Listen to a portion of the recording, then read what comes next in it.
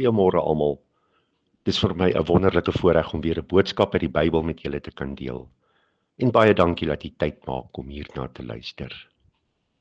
In Jesaja is daar 'n gedeelte wat ons herinner word aan hierdie groot geskenk wat God vir ons gegee het. Ek lees vir ons Jesaja 9 vers 5. Want 'n kind is vir ons gebore, 'n seun is aan ons gegee. Die heerskappy is op sy skouer.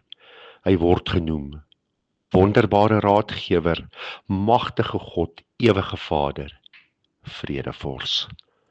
Mense, jy sien hierdie is nie net titels op 'n stukkie papier nie. Jesus is vir jou die wonderbare Raadgewer wat jou sal lei in al jou onsekerheid. Hy is vir jou die magtige God wat jou sal dra wanneer jy moeg is. Hy is vir jou die ewige Vader wat jou altyd sal omhels met liefde.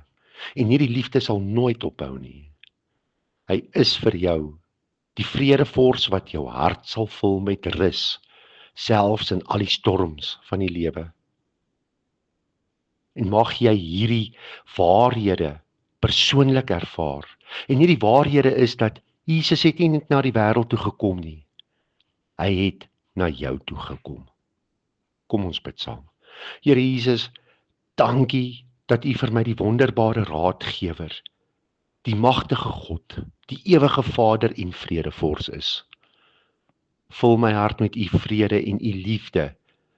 Help my om U lig na almal rondom my te dra en om U teenwoordigheid in elke stappie van my lewe te ervaar. Amen.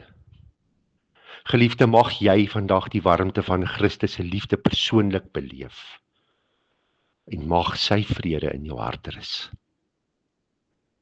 Onthou, jy is 'n great blessing. Totsiens.